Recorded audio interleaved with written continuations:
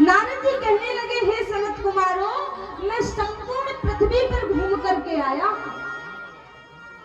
मैंने कहीं पर कुशलता नहीं देखी। देश में कलयुग की काली छाया फैल चुकी है। मतलब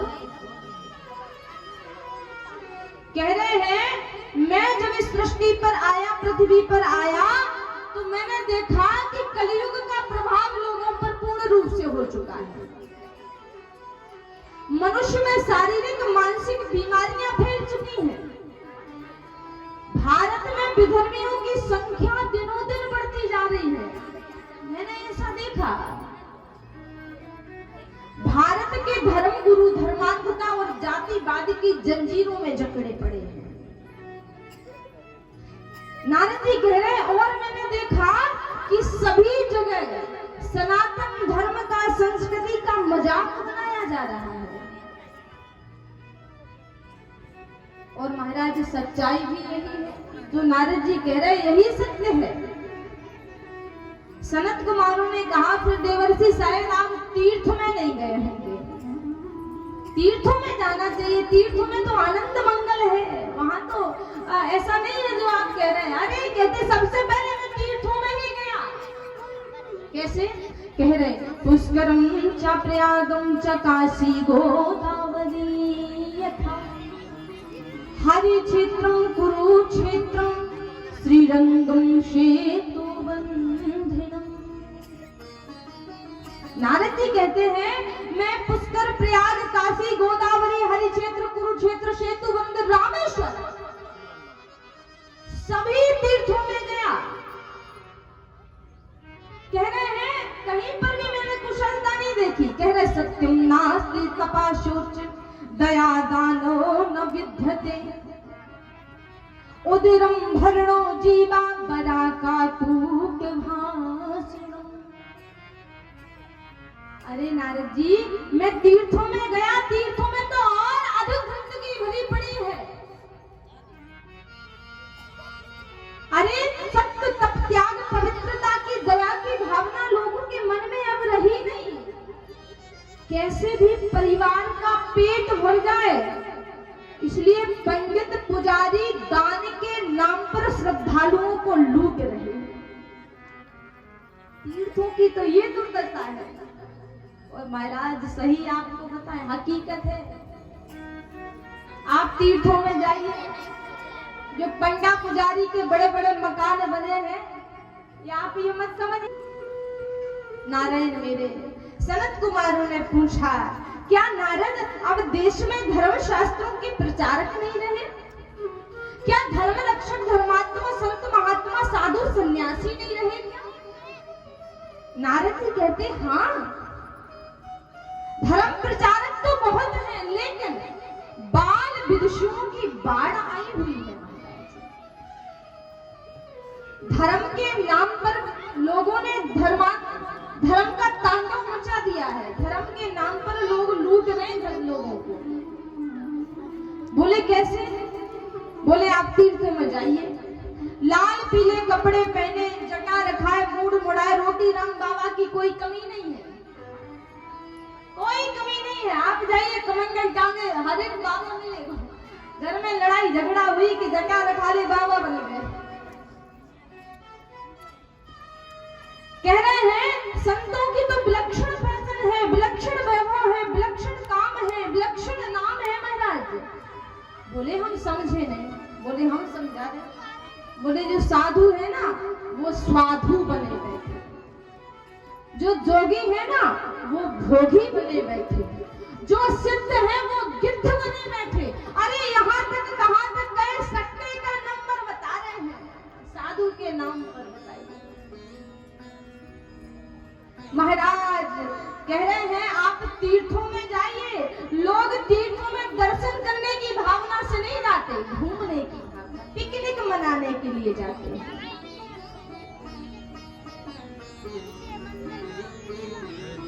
और नारद जी कह रहे, अरे महाराज कहाँ तक कहें, तीर्थों में यवनों के आश्रमों में मांस मदरी का सेवन हो रहा है।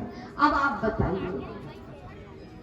सनत कुमारों ने पूछा, नारद तब तो तुमने गांव को तो देखा होगा, अच्छा शहरों में क्या देखा?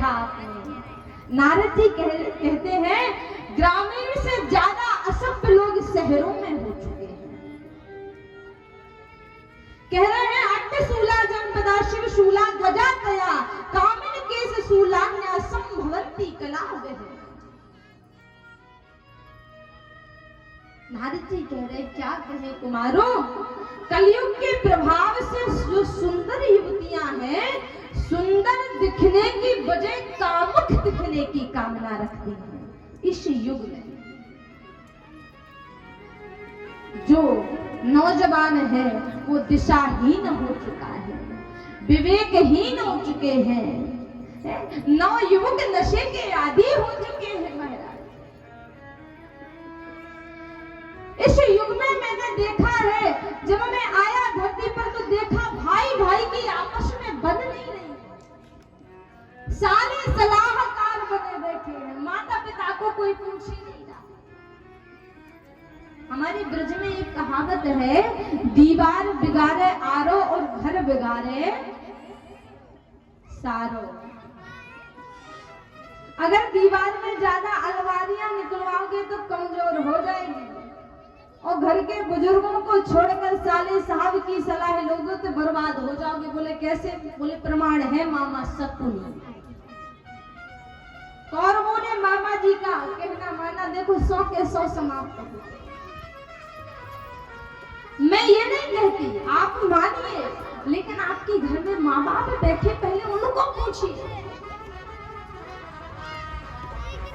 जिन्होंने तुमको जन्म दिया, चलना सिखाया, इतना बड़ा किया, कुछ करने योग्य किया, इतना कुछ वैभव संपत्ति आपके लिए की, और बुढ़ापे में आप उनको छोड़ करके और दूसरों को पूछते हो। धिक्कार है ऐसा। नारद जी कह रहे हैं साले सलाहकार बने बैठे। नारद की बातें सुनकर सनत कुमारों को बड़ा आश्चर्य हुआ। महाराज एक बार आप भी तीर्थों में जाकर देखिए, कौन कौन वृंदावन गए, हाथ खड़े कर दे। बाबा आप नहीं गए वृंदावन? कोई तीर्थ गए? अच्छा ओरछा गए? गए हो ओरछा? भैया हम तो बुंदेलखंड के, ओरछा ही ना जाए तो धिक्कार है जी। दर्शन करके राम लला को जन्म सफल हो जाए।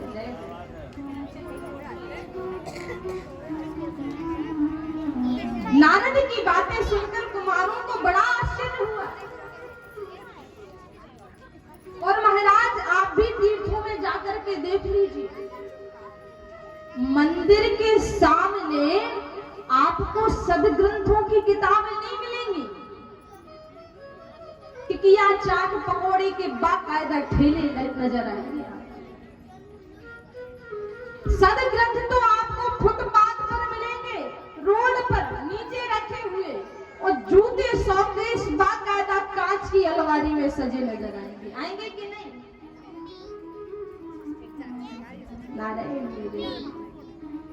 ये कहाँ आ गए हैं हम कहाँ आ गए? ऋषि महात्माओं का यह देश, राम सीता कृष्ण सावित्री सती अनुसुईया जैसे देवी देवताओं को जन्म देने वाला यह देश विदेशी भाषा बोलने में अपना बड़प्पन समझता है, विदेशी वेशभूषा पहनने में अपना बड़प्पन समझता है, विदेशी पिज्जा बर्गर खाने में अपना बड़प्पन समझता है। महाराज ये हम सबका दुर्भाग्य है। महाराज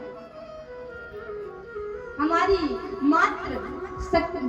मातृभाषा हमारी हिंदी जो है ना, आहा कितनी मीठी भाषा है, और लोग अपने बच्चों को इंग्लिश मीडियम में पढ़ाते हैं। हमें तो समझ ही नहीं आता। उनसे पूछो भैया कछु हिंदी में बात करो तो वो मुंह तरफ देखेगा। हम तो यही समझेंगे। शायद एक भैया थे, तो भैया अपना नाम बताओ।